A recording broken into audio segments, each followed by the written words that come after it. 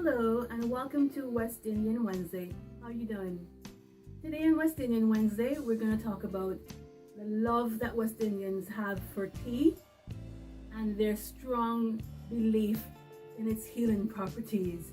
Now, when a West Indian says tea, and I'm speaking generally, I know we know the proper term and we know what it really means, but when a West Indian says tea, it basically means almost any hot beverage. So it could be coffee, Ovaltine, Milo, regular tea as in the tea bag or whatever. We still call it tea. So don't be surprised if you hear a West Indian ask for coffee tea. I mean, we'll more do something like that around ourselves if we're amongst people, of course, who are not familiar with our culture and things like that. We know the proper way. We'll ask for coffee or we'll ask for tea or whatever. But when you're amongst West Indians, and if you're on the island, don't be surprised if someone asks for coffee tea or Ovaltine tea or Milo tea or whatever. As long as it's a hot beverage, we call it tea, right? Now, West Indians have this thing with tea. Well, let me speak about Antiguans first. Antiguans have this thing with tea.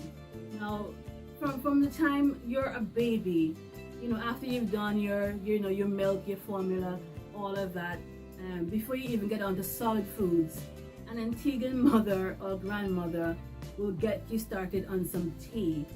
And if you're a baby, if someone has a baby that likes to cry a lot and doesn't know when to take its nap time and things like that, your first introduction to tea is probably going to be some soursop tea. Now, I don't know if other islands use soursop tea or if they use it for babies, but it's a very popular thing in Antigua.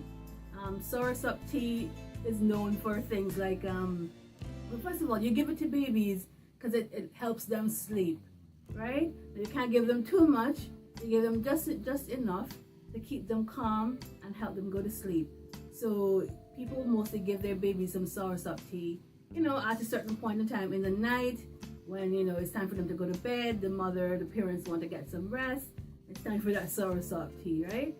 And from a child leaves infancy stage and starts going to school, one of the first things your parent will say is, make sure you have something hot in the morning before you leave the house.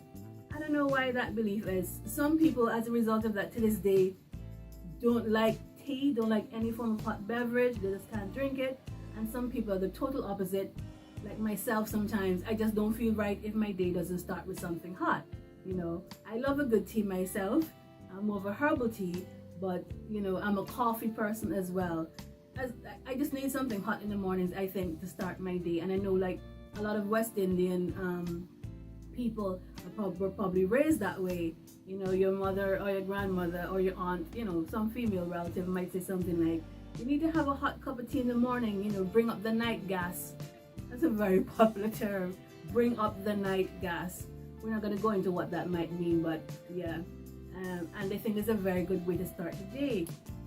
Usually, we'll start with a cup of bush tea. Now, let me explain bush tea. Bush tea is not the tea that you get in the tea bag. Bush tea is, as the name suggests, it's bush that we boil and use for tea. And there are many different types of tea bushes. And the different types of bush have their supposed medicinal, qualities or properties. And so you'll start the day with a hot cup of peppermint tea or mint tea, as the case might be. And we think that tea is good for pretty much anything that ails you, or at least you grow up thinking that tea is good for just about anything that ails you.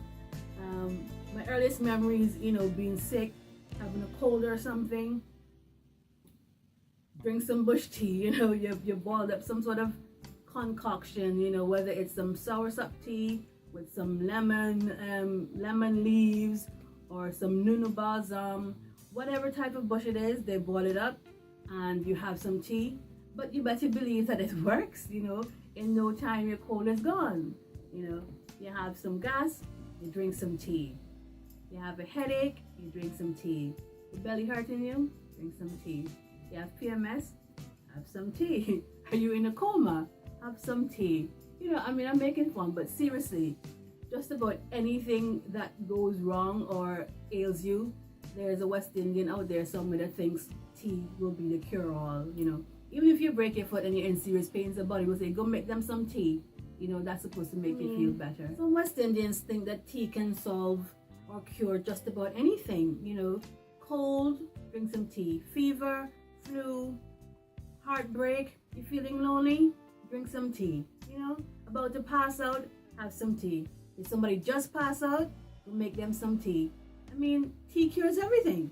So yeah, that's just something that's very strange, but a lot of us grew up that way and we still carry on to this day. And Antiguans, some Antiguans are even tea mixologists, because I know people within my family and some friends as well who will mix different types of bushes. You know, if you have this particular thing, mix 3 leaves of this and mix 2 leaves of this, and you know, I really think we should probably, you know, go into business. Don't steal my idea. Yeah, tea is taken very seriously, and I know when a lot of people hear about tea drinkers, many people think of the UK. And even though I'm living in the UK at the moment, they don't drink tea like how we drink tea. You know, tea here, there's a lot of black tea and tea with milk or tea without milk and things like that. But just in terms of range and variety of tea, you know, in Antigua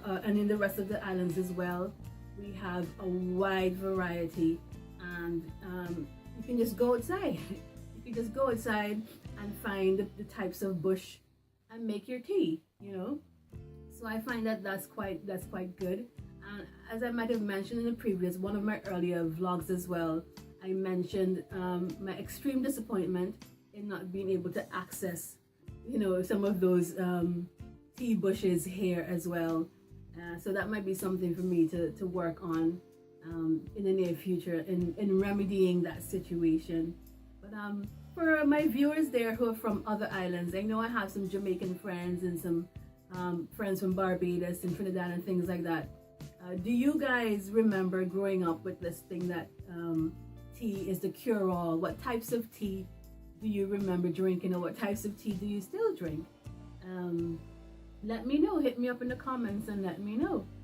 But that's it for today, guys. A very short one today, just on West Indians and our love of tea. If you'd like to contact me in social media, please see below in the description box. You can reach me at ChattiNatti.facebook.com, at ChattiNatti on Twitter, at ChattiNatti as well on Instagram, and I actually have a blog, ChattiNatti.wordpress.com, where I also have my random thoughts and posts and poetry and all sorts of things like that.